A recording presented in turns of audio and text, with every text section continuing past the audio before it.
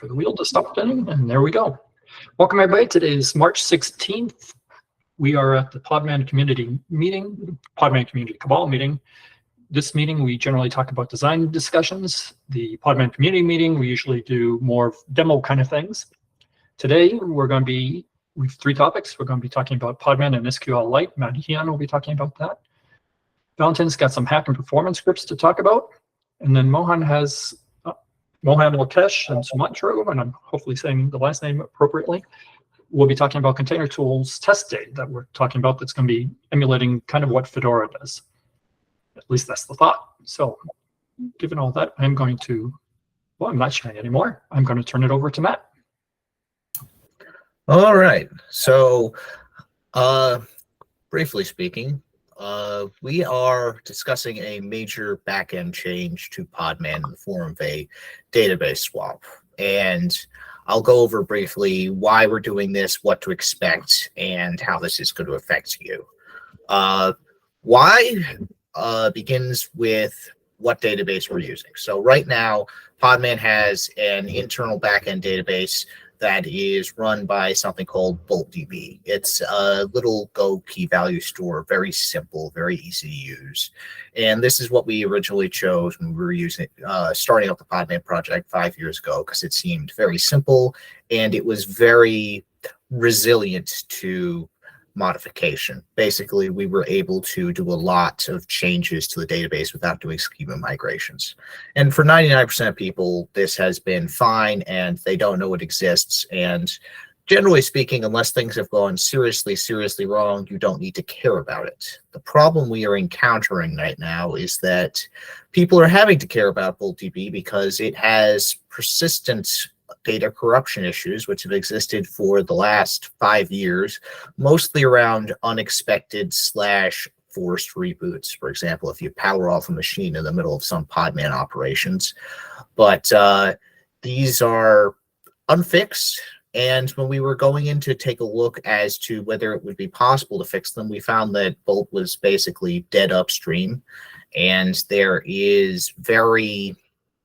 was very little error handling and resilience built into the database as is. So we were forced to make some serious decisions about what to do going forward because we have people using Podman in production. We obviously don't want to get them into a situation where their whole database corrupts and they lose all their containers because the system lost power at an unfortunate moment.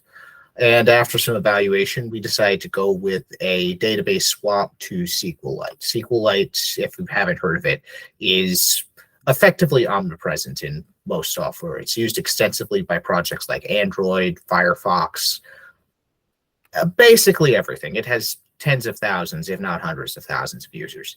And it is exceptionally well tested, which means that we can basically guarantee we are not going to have the same sort of database corruption issues that we had with BoltDB. So that basically explains the why. Now, how is it going to affect you? Firstly, we are not migrating existing BoltDB setups to SQLite. If you're using BoltDB, you will continue to use BoltDB. This is, for now, just going to be an experimental flag and config option. And at some point this year, probably in the August timeline, we are going to turn this on by default and make all new installations start off as SQLite. They are not going to be migrating again, so if you're on BoltDB, you will continue to be on Bolt, but if you have a new Podman install, you'll get SQLite. And at some point, probably next year, we will talk about removing BoltDB entirely from Podman just to reduce the maintenance burden and prevent people from having a database that might explode on them. Discussing further what we're expecting here, we are seeing some performance benefits out of SQLite. It is about twice as fast on some operations as BoltDB was, but the database is not a particularly large part of most Podman operations, so expect to see a performance increase, but not a dramatic one. I'll put it that way. For example, on my laptop, I typically see about a 30 to 40 millisecond improvement in the time it takes to run a simple container using the new SQLite database backend. And those are basically the three primary benefits, or two primary benefits rather. It doesn't corrupt itself, and it's a bit faster. From the outside, very little will change. Nothing about the way you interact with Podman will change if this is purely on the back end. So yeah, that is about what to expect with our SQLite changes. Are there any questions? Will we be able to play with this in 4.5? Yes, it's coming out in 4.5. I don't expect it's going to be. We're going to probably swap it to SQLite by default for new installs in 4.6. So expect it to be out in the late April timeframe and default in the August-ish timeframe. When the move is made to make it the default, will Podman automatically migrate old BoltDB installations at that point, or will you have to Podman system reset? This will, right now it's a Podman system reset. I am trying to convince some people that it should not be. It's technically possible that we could do it with a migration script, but for now, assume it's going to be a system reset. We may introduce a migration script. We may not. We could make the reset a little smarter too, not to destroy images and only destroy containers. Yeah, I think that we can definitely smooth the process over for people, but I'm hopeful that we can keep Bolt around for at least a year after we make it default to get everyone enough time to know what's happening and to figure out a good migration strategy.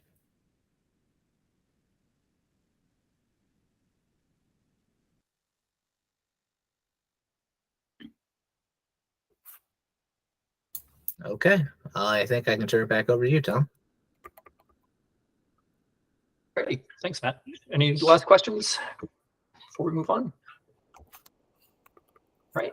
So next, we're turning over to Valentin for hack and performance scripts. All righty. So let me share my terminal. So giving this quick demo by popular request by Dan, because I mentioned it in an internal meeting recently. So a couple weeks ago, we were challenged with doing some performance optimizations and various commands. And in order to make things easier and more data-driven and comparable, I wanted to compare two container engines. May this be Podman and Docker, or a current development version of Podman with the latest release, for instance. And so I sat down and wrote scripts. So this is mostly Tom. Could you mute? I get some Sorry. bird tweets. No worries. Yes, my bird decides to go nuts whenever he hears other people talking.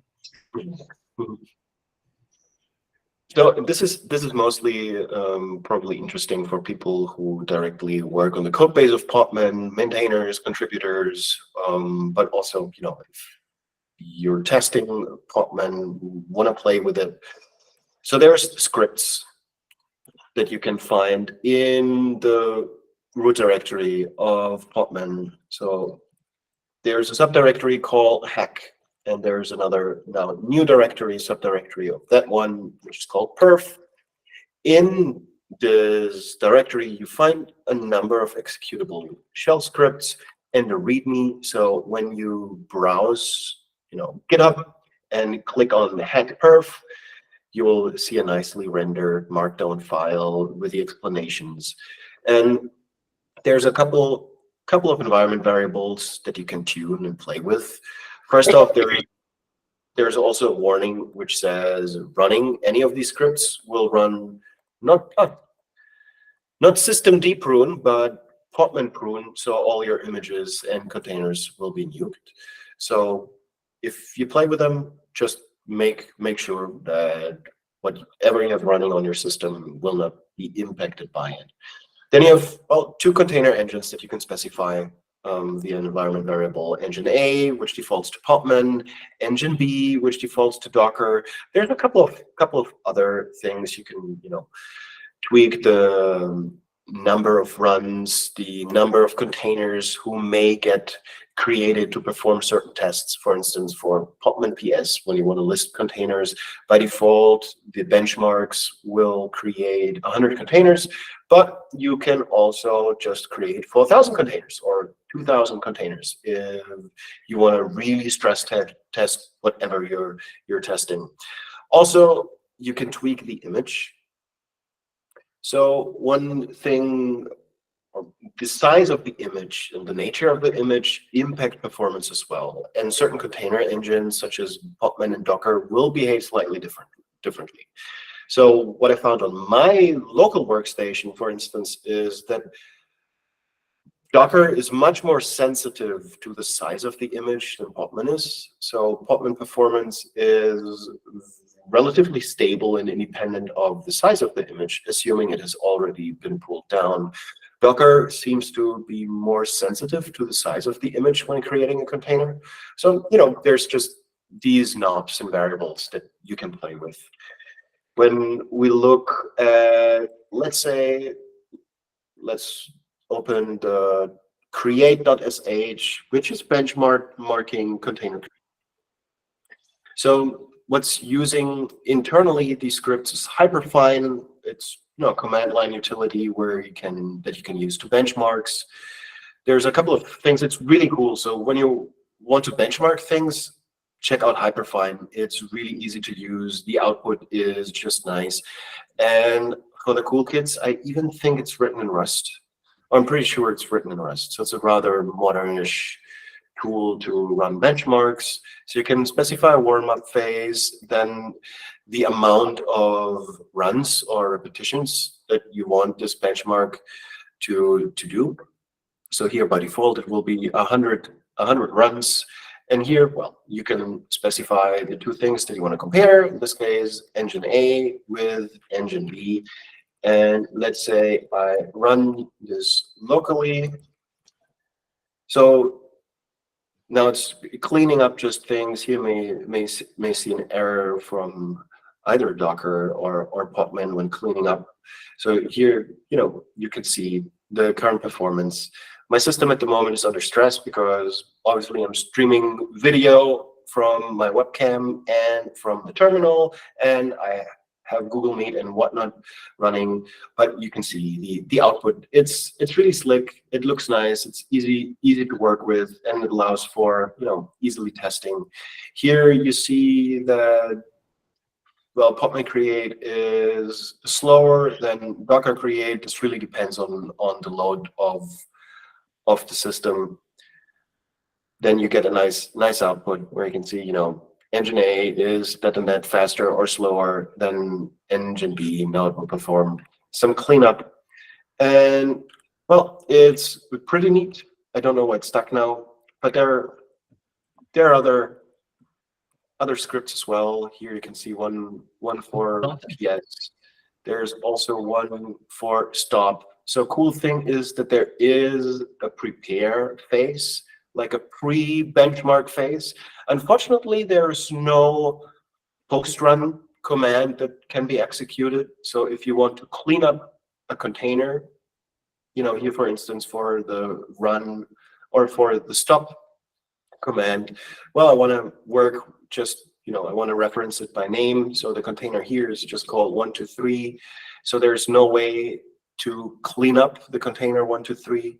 So I had to do the trick and just merge that into the prepare phase. So here I have an rm-f, and then just OR it with true, for the container to be removed, to have no conflict. Podman has the -- replace flag, which is pretty nice. So what the replace flag does is to remove an existing container in case of a naming conflict, but Docker doesn't have this flag. So in order to be agnostic to the container engines, I had to do a little bit bash tricks. But yeah, I think the lessons learned is Hyperfine is a really cool tool. And there is now the subdirectory, or these scripts are in hex/perf. You can play with them if you work on things, contribute your scripts. Those are meant for DVD development. though they are not executed in CI.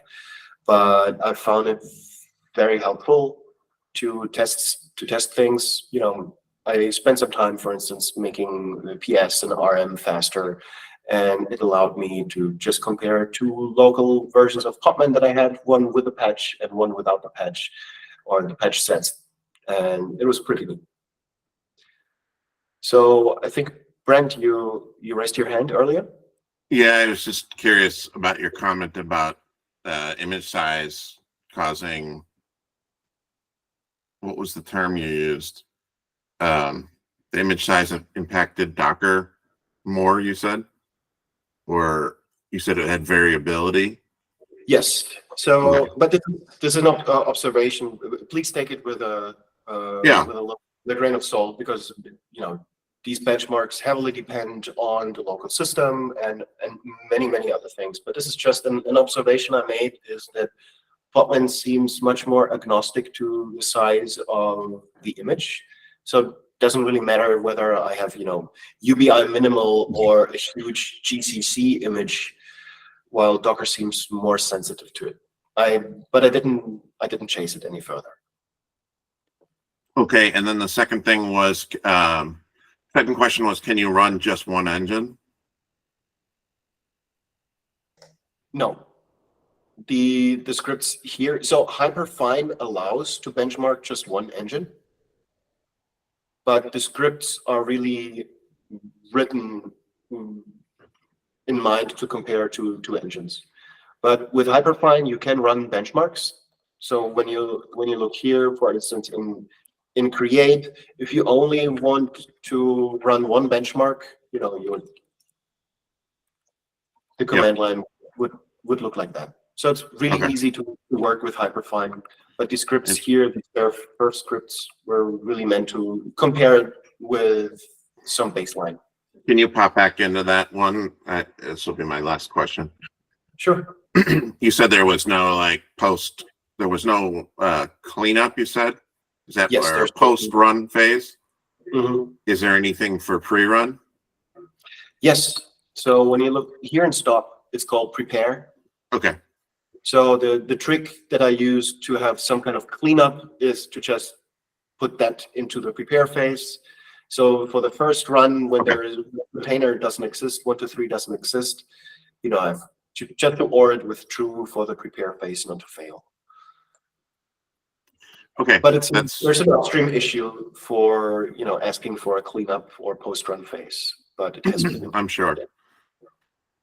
I was going to ask you to add the scenario for -- replace, but I think I'll go ahead and do it. This is what I mentioned before. -- replace will only work for Podman. It won't work for other engines. Such as but it can be emulated, so to speak, with more than one Docker command. Yeah, that's what these things do here. So I've wrote the scripts somehow in mind for it to also just work with Docker.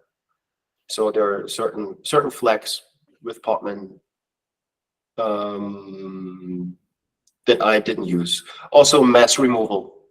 Podman RM-A, for instance, the --all flag is something Docker doesn't support. So there are, here and there you will find some bashisms working around this flag. Very well.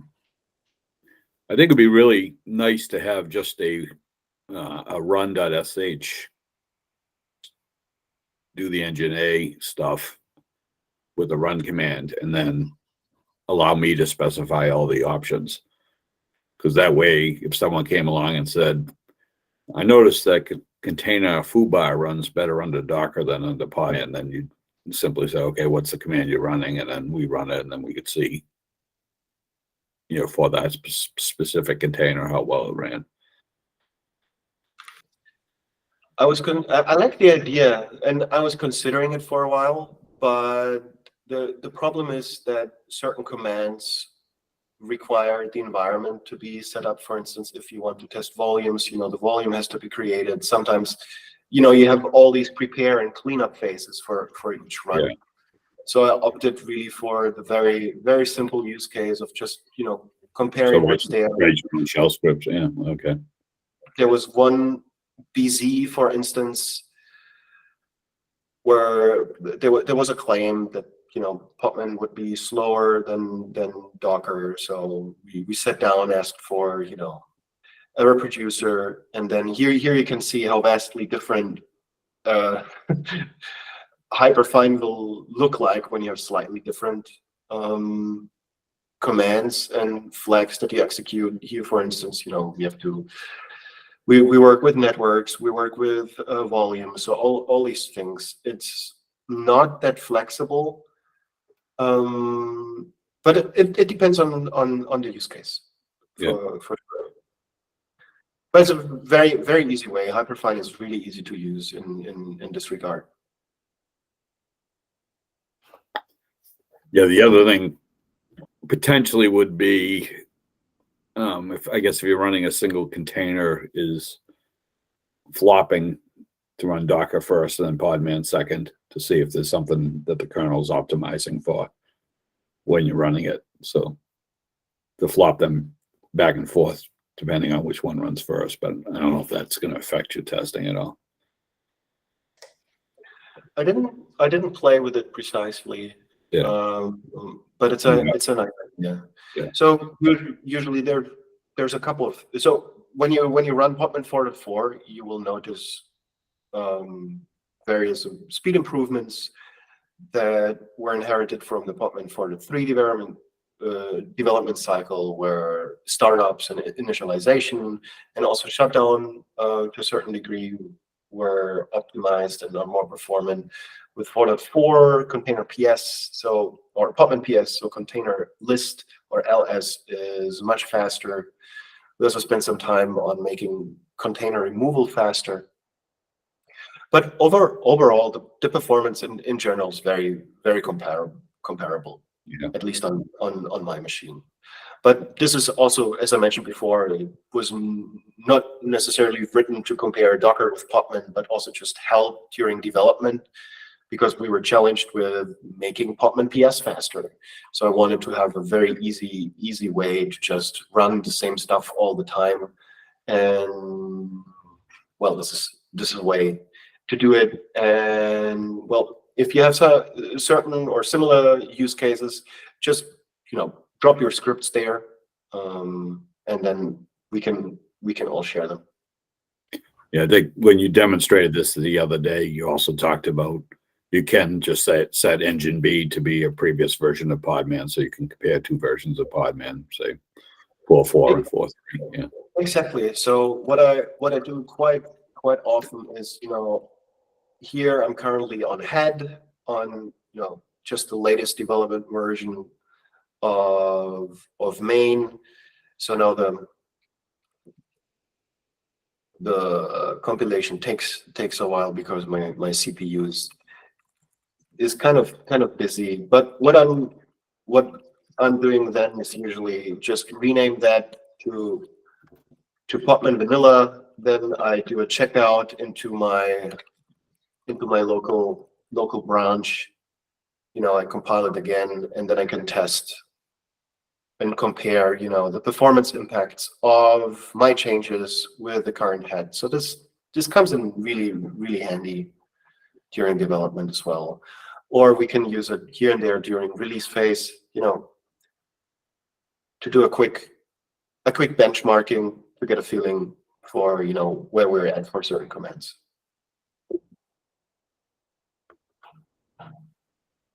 Okay. Thanks, everybody. Yeah. Any further questions before we hand over to Mohan, who made the perfect timing for his entrance?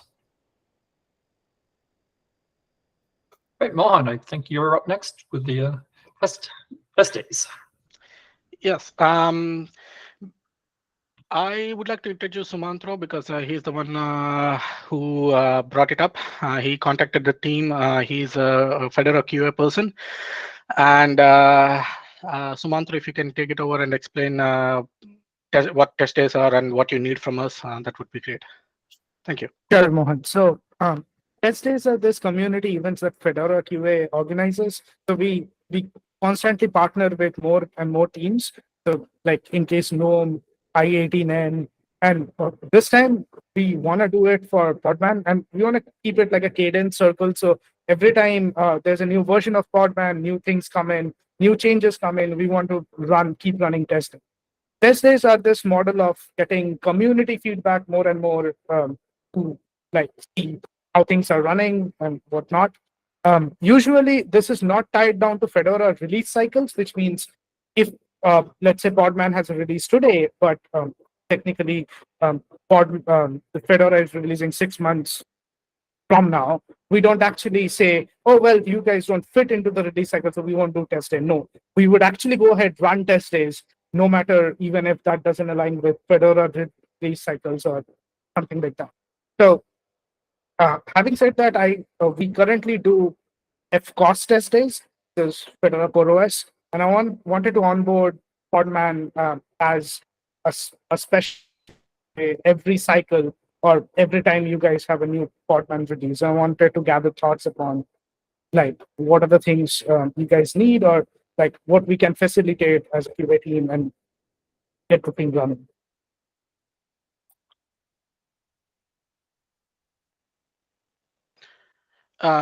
One of the requirements, Sumantro mentioned that you need Podman in FCOS, right? FCOS has Podman.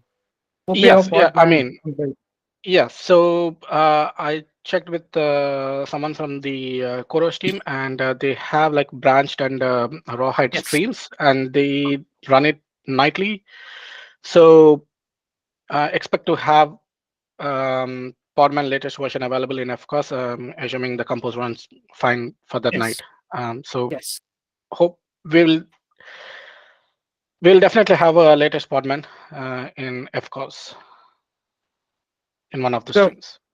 Sure. So when would you guys want to have a test week or a test day? So we usually go about for a week if that's a very long thing, like kernel.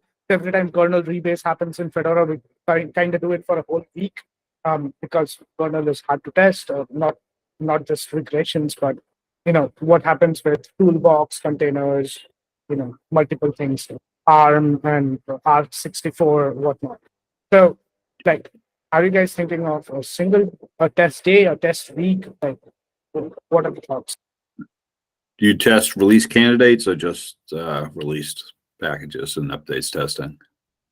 Oh, actually, we can do both. So essentially, before you push it to updates testing, you can actually give us some nightly builds, and we can actually run test days on that. And by the time you file out the bugs, or community find some bugs, you can actually push it up as a Bodhi update, and then we can test it. Yeah. So it happens.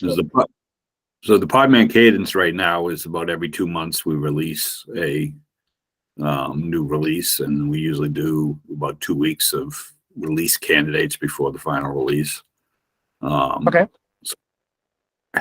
I can do it on two. I can do it actually. You said 2 months or 2 weeks? We release every 2 months, and Okay. we usually release candidates 2 weeks before the final release. So, Awesome. for instance, So we can run it on released RCS. we released in February. We're planning on releasing again in April.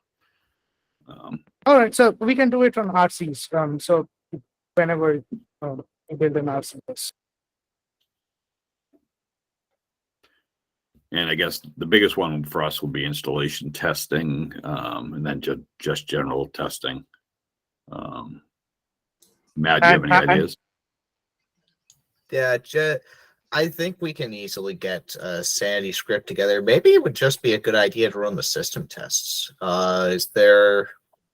We have a set of tests that are bash scripted, and they are semi-destructive to the system they're run on because they're meant for CI VMs. But aside from that, they do test all core functionality. So maybe just running the system tests or making a version of the system test that doesn't destroy the system would be a good idea.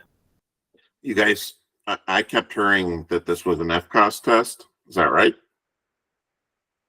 Yes, so Podman runs on FCOS by default, and Right. we can do it on workstations and servers and whatnot. Like so, test day when it comes to test day, it doesn't matter.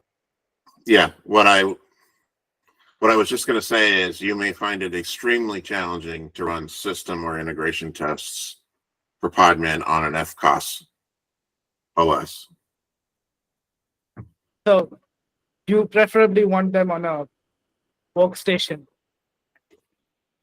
Well, makes some sense. of these things require quite a bit of additional packages, so you would at the very least need to do an OS3 rebase of some sort to bring all that stuff in, which I think sort of invalidates the operating system that you're trying to test. Actually, we can. I mean, if that's the case, we can do it strictly for workstation. That's not a problem. I mean, I chose FCOS as a separate way because we test FCOS, and that's the preferable way of explaining containers to users. But we can do it on workstation just like that. Shouldn't be a problem. Yeah, it's funny because on FCOS we're usually testing more the server side. So Podman as a service as opposed to on workstation, it's more Podman as a client. Client app. So I think potentially both would be useful. It's just that most people don't log onto an FCOS system and run Podman commands natively. They're using it from a Mac or a Windows box to communicate with it. Yep.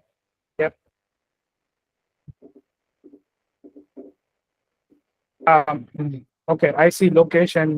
Mohan's hands I up, guess so- Paul is first. Thanks, Paul, Paul you wanna go first. Sure. Yeah, I don't think there's a lot of value in running like our automated testing system or integration stuff because I understand system tests are run in gating. So technically they are already automatically tested. I don't think if you run them on your local, they give a different result. So I think it's, usually, Paul, continue. I think it's if you have users actively testing, I think it would be more interest coming up with test cases that we can't test automatically in situations like update. We have a bit of update tests, but they are kind of janky and like very basic. So like making sure the container still runs after an update and stuff like that. So.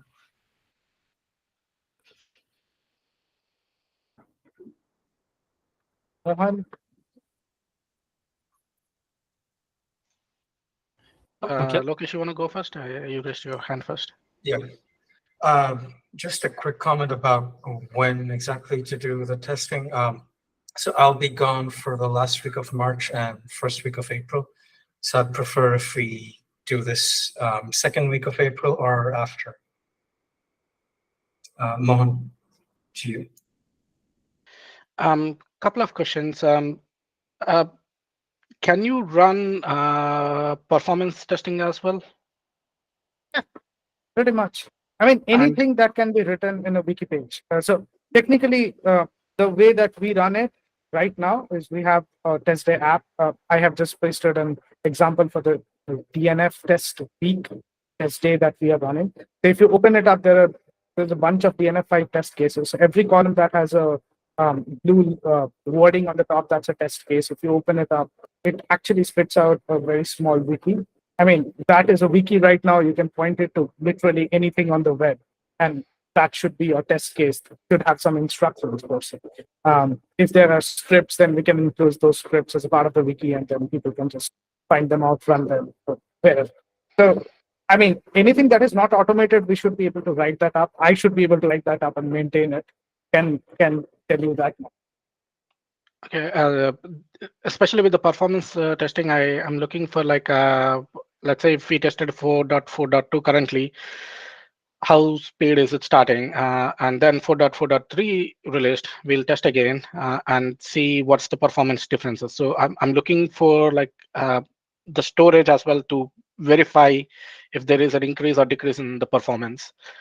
And the other thing is, will you be able to run on multiple architectures as well? I know that this is done by the community side, but does Fedora can provide you power and like S390X machine as well to test them on? So the challenge here is we have to first go ahead and ask folks on the test list if they have the power machines. I think somebody would have a power machine and they would be able to contribute. So in that case, so to generally answer your question, we can go out search for people who has specific architectures that you are looking for, and then see if they're willing to go for a test. We can just have them before. Yes. Chris, I guess Well, you raised. before that, Mohan, I had a question for you. Were you thinking of layering in the test that Valentin showed us earlier, or did you have something else in mind for the perf test? We can use the same test that Valentin has showed us, but I'm just wondering, like, I'm more interested in the differences for each and every release. Whether are we doing better or doing bad in the performance side? So I just wanted to point out, if you're for performance testing, the baseline that you're comparing against is really important. And if it's kind of community testing, you know, the baselines are going to be kind of all over the place. So if you want to do something like that, I would think, and especially comparing, you know, over the long term, being able to record like a lot of the details of the underlying system along with the test results would be really helpful. And then I'd be a little leery still, because you know, I mean, things like the kernel and stuff like that are going to change. It would be hard to say for sure if there's performance changes from one version to another on one random community machine and versus another one, even if they, you know, sort of look the same. Are they really the same? That would be a challenge.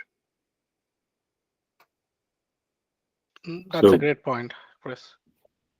We haven't been great about getting our release notes done early for release candidates, but I think one of the things that, if we could get our release notes out earlier, would be to have the QE team go through the release notes and test what we're claiming is fixed.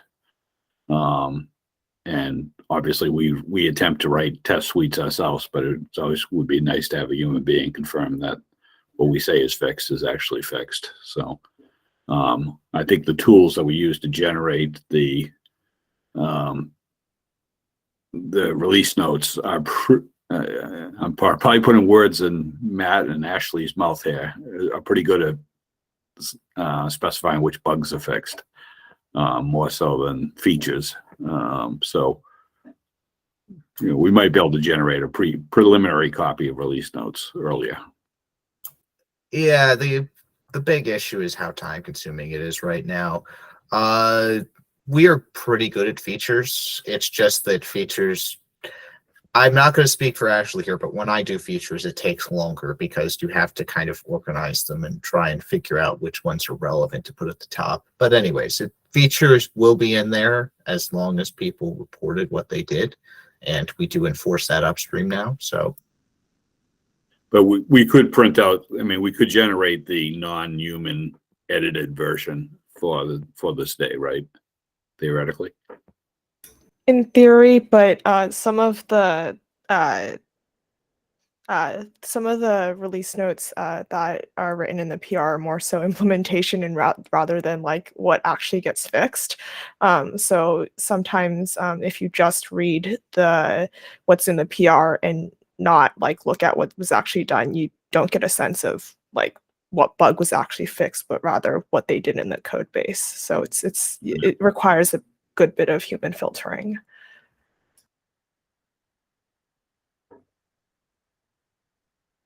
But I think that's, anyways, it might be something we could at least generate, and then you guys can, if the QE people come back and say, this sucks, then maybe we can get better at generating stuff we'd like to have test. I mean, a lot of times we at least have the issues that are supposedly fixed listed, and then you could go look at the issue. I think Paul has his hand raised. Yeah, I wanted to come back to the benchmark thing, because I don't think it's a problem to run benchmarks. It just needs to have the user to run the benchmark before the update and after the update with the same set of kernel and user space utilities and so on. So if everyone does that, then you have the baseline on the same system, only the Podman version is different. And then if 3 or 4 users see the same increase relatively, then you know we request somewhere or there's a huge spike. So I don't see performance testing as a problem. And I think that's a good use case if you have several users doing this, because we only have our CI systems realistically and our local dev machines to check for these things. And if you have a wider, like more users on different hardware, that's always a good thing. So another small thing, if you get, that's a basic Podman test case that we wrote years back. It just like does very basic stuff for users. So, I can write as many of such things up for new features that comes up and new bug fixes that come with Trump, right? So can have several of these put up as a part of testing. But,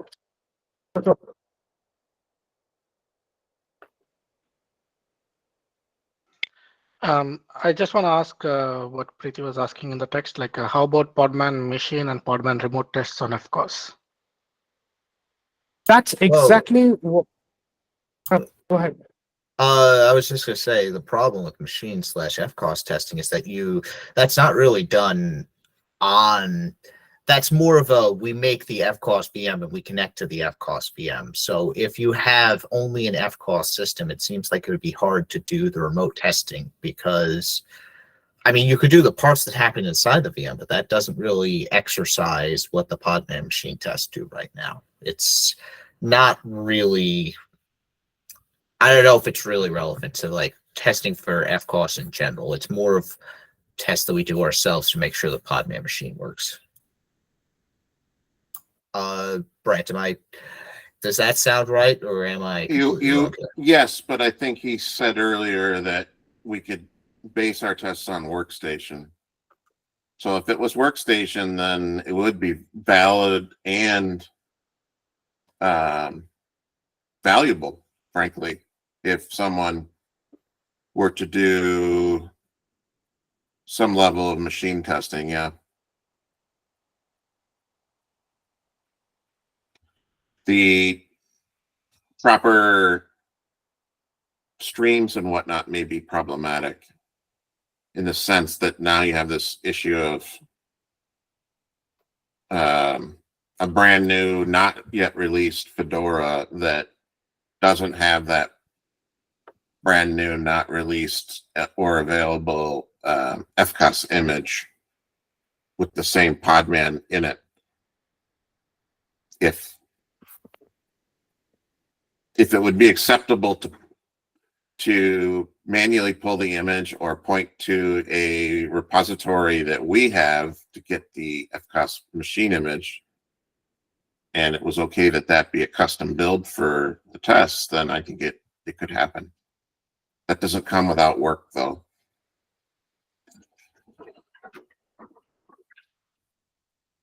But that certainly would be valuable.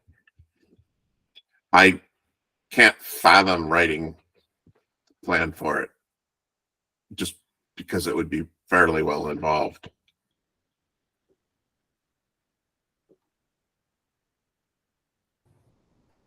Well, This is somewhat related to us, but not entirely the Podman team. But just do you have any user base on Windows and Mac to test Podman Desktop? Yes, so we have something called Fedora Media Writer, which faces the exact same problem. It needs to be installed on a Windows and a Mac as well for testing, and it is release blocking, right? So we really cannot get away saying, oh, there was no Mac machines, we did not test, right? So technically we have, and that is exactly which we can use to get your Windows and Mac tests done.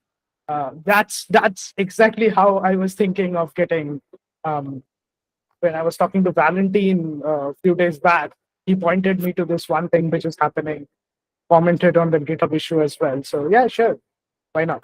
That's definitely a plus from our side. Okay, thank you. Paul? Yeah, so the one big thing is writing the test cases, obviously, right? Like coming up with things that should be tested. Like If you, so. Yeah. And I think we have in CI, we have a requirement to write automated tests, regression tests mostly. And we have a no new tests needed flag, which you need to set if you cannot write a test because some weird requirement. And I think if we take a look at these things where we add the tag because we couldn't write one automatic test, and instead create a test case for the Fedora team, I think that would be a good start where we can start writing these cases up. yes, Paul, if you can also tell me exactly what is missing, I might want to write those test cases. I'm pretty fluent with Docker, Podman and container stuff. Be able to write test cases, send them to review to you guys, and then put it there for the testers. Yeah, so right now we have the tag in the Git commit. So technically, if we go back through the log, we should find some things that could be tested. So and we don't test automatically in our system. So I think that's interesting to start on.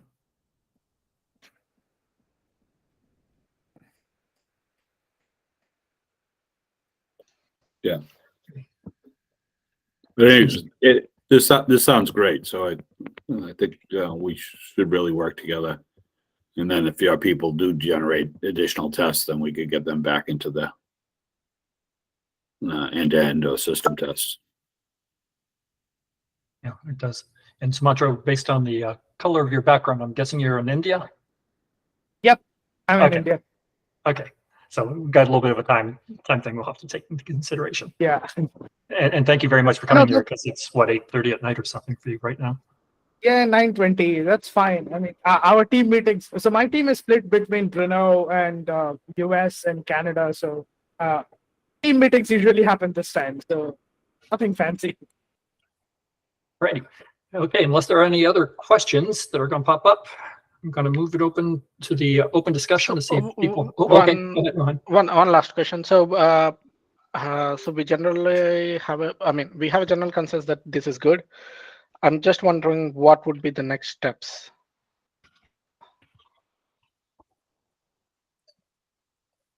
So what exactly do you need from a Sumantro? Just update the wiki page with all the test cases? So here's what I'm thinking. So I can write down most of the, if you can point me to a change log or things you don't test on automated side of things, I can write down those test cases.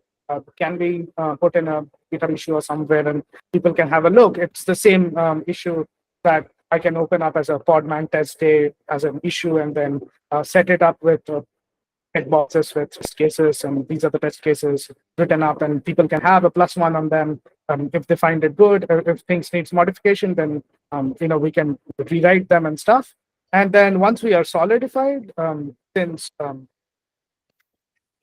I forgot his name, the one who was Lokesh, yes. So as the moment he comes back mid-April, we can target sometime post mid-April to have a Podman test day, a week, however amount of test cases we end up writing.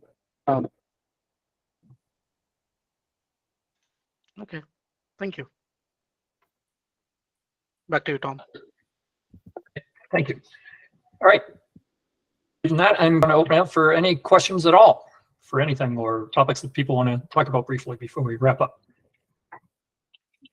I have a question. Sure. I'm not sure who said that. Lance, go ahead. So I've been playing with Podman Machine on my Mac, and I haven't run across, I'm curious how the port accessibility works between the Mac, the machine, and the container. And I haven't run across a good write-up on that. So when you run a container that's listening to a port, if I publish that port, right, it seems like it's then exposed on the Mac, so I can connect to localhost and the port and then see the page. I'm curious, I guess, first of all, kind of how that process, how the port's being forwarded all the way from the Mac into the container. And then I'm also curious if there's a way to access it by essentially, instead of using localhost and publishing it to the Mac, going straight to the machine, like to the Podman machine, so that I don't have to technically publish it to Mac OS. I can just connect to the machine, the Podman machine instance itself. Does that make sense? Yes, I understand that. So I start with your second question. Can you only publish the port in the VM? Not right now. So I think that we could consider this as feature request or something if you would like to write it up. For the first thing, it's somewhat complicated. There are many different port forwarding options in Podman, and for machine, you have the GV proxy process, which handles all the networking from the VM, and basically it exposes an API which Podman can talk to from the inside. So inside the VM, it works just like on Linux.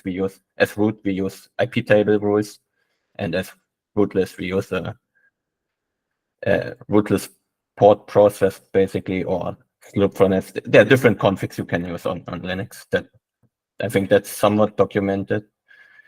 And then the Podman process will realize it's in a VM and opens a connection to the GV proxy API and exposes a second port. So the port is forwarded first into the VM and then into the container.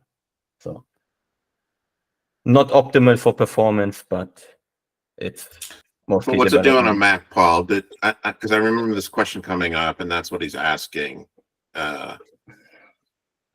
Did you want to publish it? Did you want to publish it past your machine, or just on the machine? You want to be able to hit it from your Mac? Yeah, I was just trying to hit it from the Mac. I mean, I guess you kind of conceptually, the way I was thinking about it was like, if I run if I'm using Fusion to run a VM and I've got all my pods there, then I'm kind of used to saying, here's the IP address of that VM, and then the ports are published on that VM. Whereas when you're using machine init, I guess that VM technically doesn't have its own IP address. You can't connect to that VM. Right. That's correct. You have to slurp in this case, or pasta, or whatever is being done. It's more or less like a black hole. You throw something in there and it's going to come out on the other side where we told it to come out, and vice versa. It's not really something that you can use TCP/IP to access. Yeah, the problem is that we are running rootless, so you don't have privileges. So you cannot add an interface on your host and add a route to route the traffic via an IP. So on our only chance is to bind ports, because you can do this as rootless user, right? You just bind to something, and then that's the only way to connect into these things. But from the inside, you can just talk to the outside, because that's a process. Like a process can talk to the outside. So, but it's talking to the VM, and then the VM, the VM's isolated from Mac OS. So I guess the glue there is GV proxy. GV proxy is the central glue. Yeah. Just to expose the ports, but it doesn't give you the accessibility. Like even if you run it rootful, I guess it still wouldn't have an IP address. It's just not set up that way.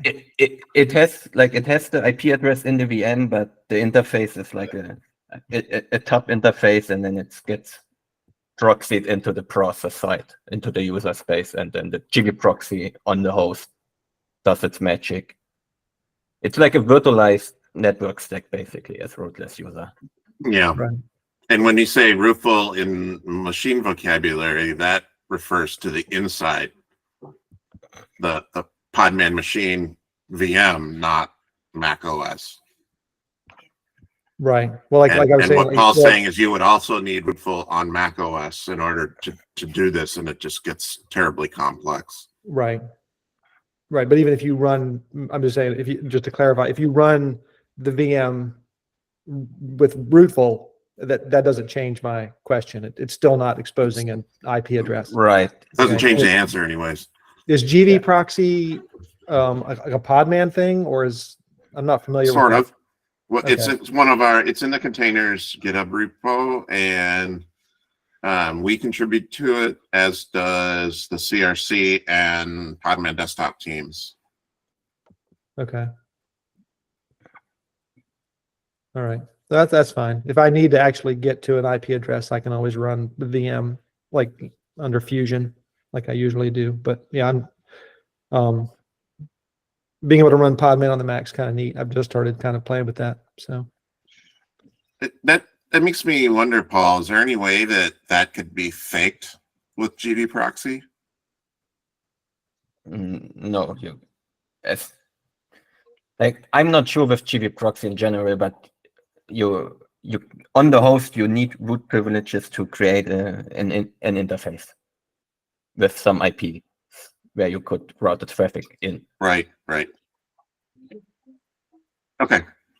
Yeah, I mean, it's unavoidable, I guess, unless you use ports. right. Yeah. So and then Marcelo wrote that article I saw recently that kind of opened my eyes to like the way the file system's being mounted, which there again is, it's not magic, but he kind of explained the fact that there's kind of 3 mounts going on. So like this morning, I don't even know why, but when I ran my VM this morning, my user folder wasn't mounted. It kept telling me no such directory. And I'm like, well, that's weird. So I did a reinit. I initialized the VM and it started working again. So that was kind of odd, but yeah. So I appreciated that article kind of exploring that, but it didn't mention anything about the networking. So, yeah, I don't know if it's an issue. People kind of come up like you said, I guess that would be a feature request, or at least some clarification somewhere just to say that machine doesn't have an IP address. So don't worry about it. Lance, could you add a link to the article you're referring to into the chat? And I'll go ahead and include it in the notes. That might be helpful to other folks. Yeah. All right. Do we have any other questions? We're running out of time, or practically I do. did. Okay.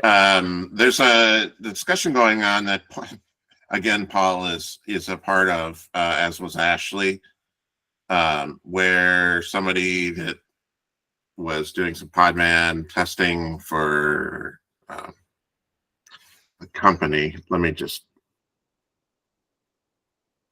I'll get the issue. Any which ways, they reported that they don't like that their corporate policy is all SSH keys themselves must be encrypted, which we don't do for Podman machine. Therefore, it trips their scanning, their security scanners, and therefore they can't use it. So we've been entertaining some ideas here, and any idea I think that we kind of have talked about starts to get into abusing the keychain.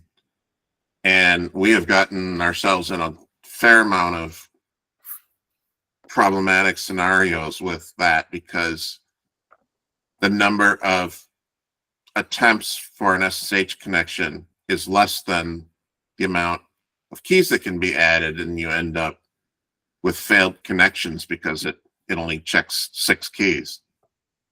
So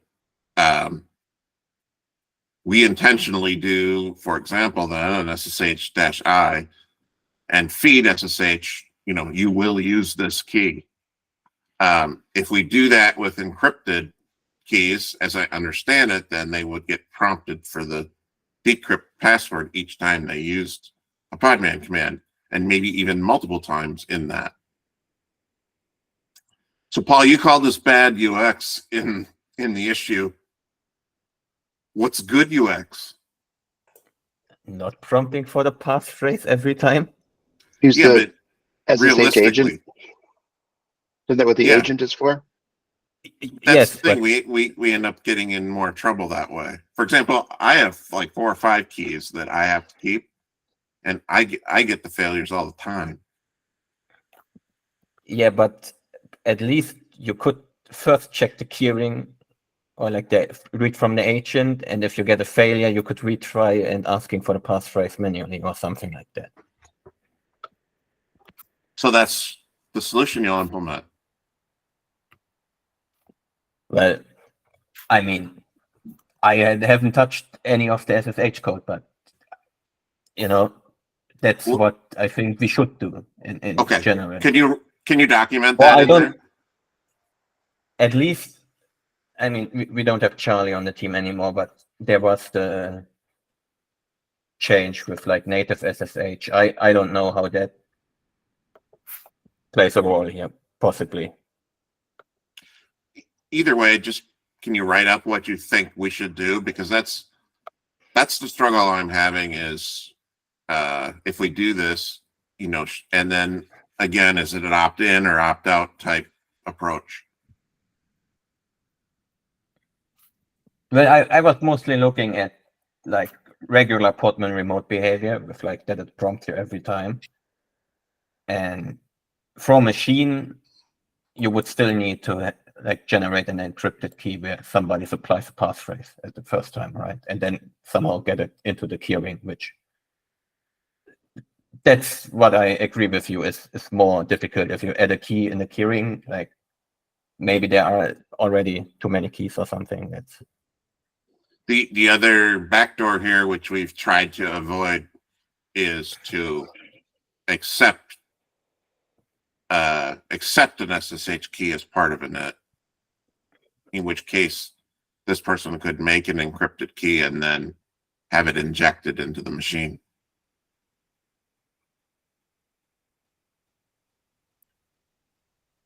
why would you avoid it?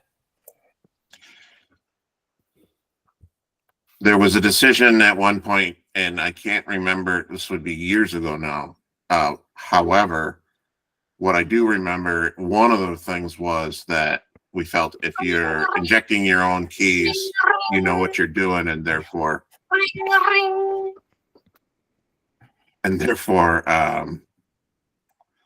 Hold on. boy, that was distracting. I lost my thought. Oh, therefore, you know how to make your own ignition file, and rather than you would just do your own ignition file. But if no one sees any problems with injecting the keys, it's not a terrible thing to add.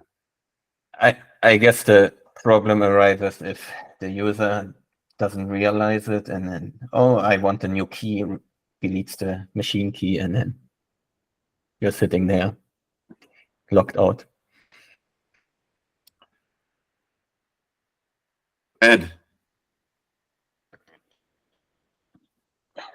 what problem are we trying to solve? Is this a real problem, or is this a BS bureaucratic idiot who wants a checklist who says, I want to scan for passphrase list, blah, blah, blah. This is not a real problem.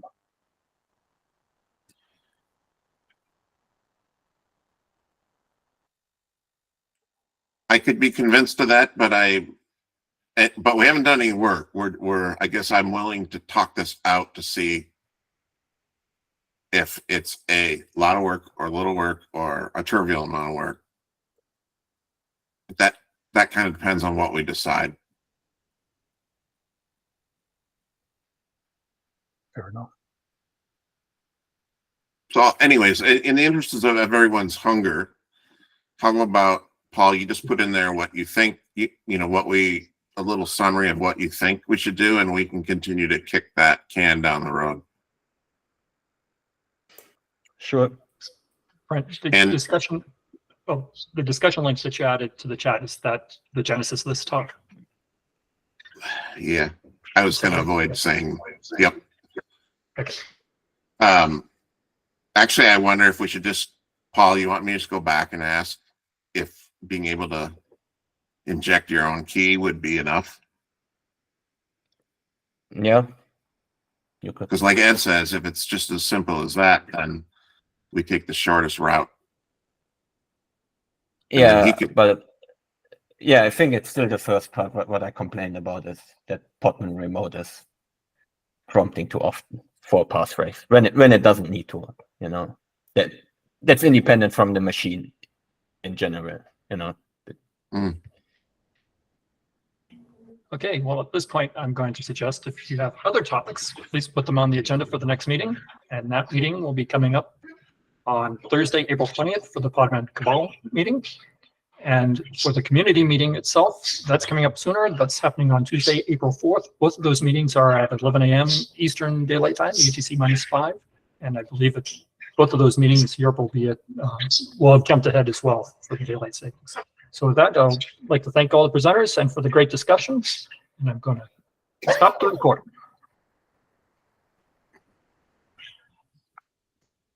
Feeding time at the zoo.